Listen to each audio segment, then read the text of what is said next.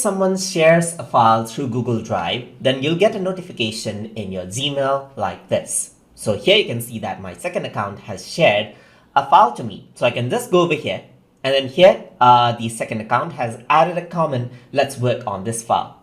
So you can just go around and open it just like that, and then you can access the file. And the other user has set this to share for editing, so I can actually edit this file out.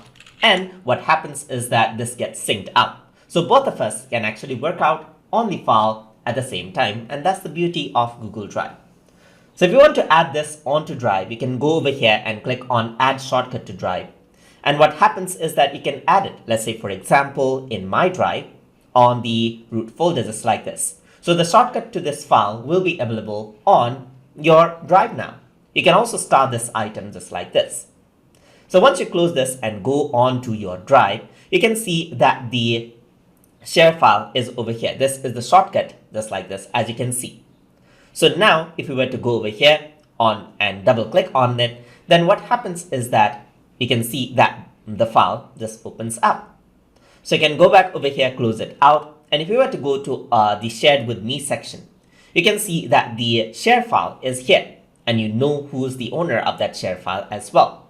So you can access the file from over here as well. And since I start the item, you can see that it is here. And then the owner, unlike the other files, you can see that it says me, there's the owner of the shared file. So I can just double click and access the same file, and everything is over here.